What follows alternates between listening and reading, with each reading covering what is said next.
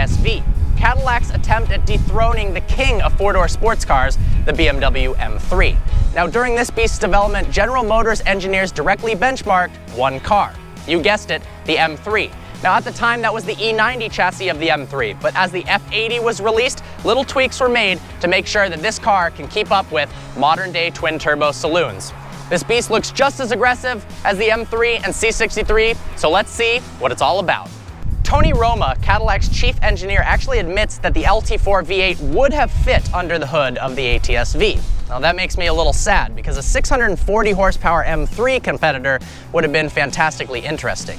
Unfortunately, a little thing called the laws of physics and weight distribution, as well as fuel economy, means that's not the case. Instead, we've got a reworked version of the twin-turbo V6 found in the CTS V-Sport. Boost is upped from 12 to 18 PSI thanks to new turbos, and a few more bits in the internals bump the power up a bit as well. 464 horsepower and 444 pound-feet of torque means this has more power than an M3. However, the car also weighs a good 200 pounds more than the M3 and does not offer a fancy dual-clutch automated manual transmission. Your transmission options are either a standard 6-speed manual or GM's 8-speed automatic designed in-house. Now honestly, the manual is the route to go. Reason being, paddle response is too slow on this car. Despite faster shift times when in automatic mode, if you click the paddle, a downshift just takes a little bit too long, and compared to stuff like the DCT in the M3 and something like Porsche's PDK, it just feels like antiquated technology.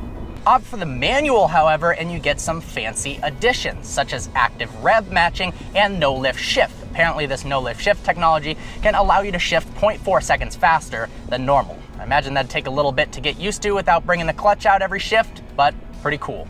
Have no fear, the ATS-V is fast as hell. 0 to 60 happens in just 3.8 seconds, and the quarter mile, this is impressive, in 12.1. That's actually a tenth of a second quicker than the C63 or the BMW M3. It's got an electronic limited slip differential, magnetic ride, and is equipped with Michelin Pilot Super Sport tires. That means its lateral grip is actually higher than that of its German rivals.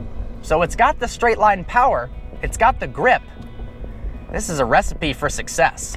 The crazy part is it's not just numbers. The ATS-V is actually more fun to drive than a BMW M3. That's right, I just said that. This might be the best handling sedan that I have ever driven. The magnetic ride suspension is monitoring the road over 1,000 times per second to give you the most comfortable and highest performing ride at once, and it really does work. The steering is perfectly weighted and provides an excellent amount of feedback. It's wrapped in Alcantara and is just the right diameter to keep you confident on the road and really make turns a hell of a lot of fun. Sound is obviously a large component when buying a sports car. Unfortunately, nowadays with 6 cylinders and turbos, they don't sound all that great.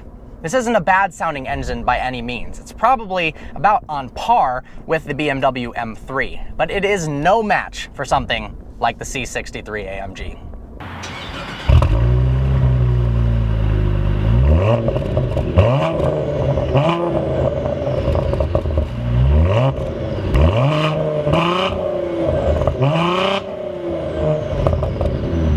The performance data recorder is one of the coolest parts of the ATS-V interior. The frontal camera is recording the world around you, so whether you're on the drag strip, a racetrack, or you put the car in valet mode, you can watch it on the multimedia system. There's a slew of overlays that allow you to see speed, gear, lateral Gs, and more.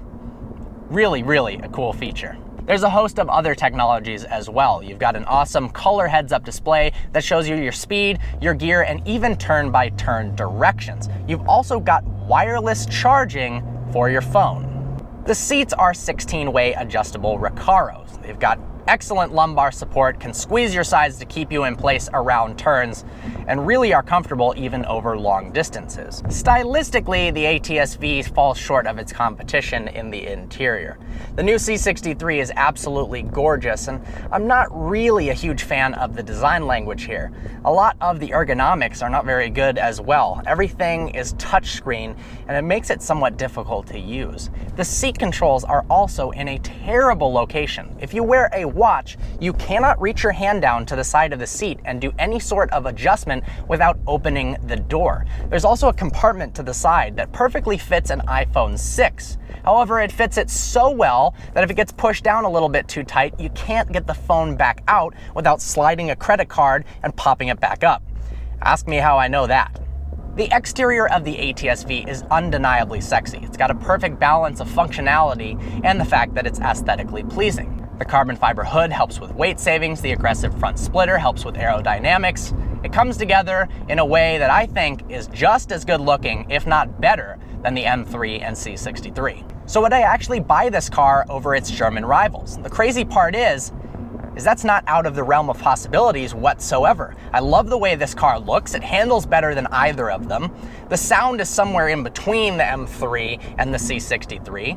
While the interior isn't quite as good, it feels so good to drive. It's so fun in the turns that this is absolutely a competitor to those cars.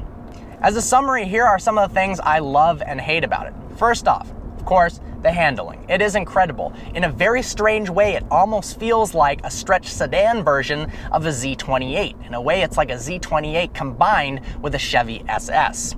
Second up, the exterior appearance. There's no doubting the car is gorgeous. Third is the price point. This car starts at around $60,000, and lease deals are in the 500s per month.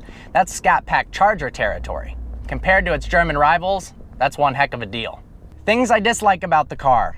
The ergonomics in the interior are terrible. This touchscreen, not very good. The fact that I can't adjust the seat controls with the watch on is absolutely garbage, and the fact that my phone got stuck in that cup holder area is not good either. Second, from the side, it looks rather boring. Unlike the BMW M3 with that awesome side blade and the cool aggressive features on the C63, it looks basically like a stock ATS. Well, I hope you enjoyed this review. It was an absolute blast driving the new ATS-V sedan. It is an absolute competitor to its German rivals, and potentially, I'd actually take one over a BMW M3. And that's about as big of a praise as I could give a car. Special thanks to Jacob Rourke of Les Stanford, Cadillac, and Chevy for hooking us up with this car. Make sure to check them out. Like always, please browse our channel and subscribe. Look forward to seeing you next video.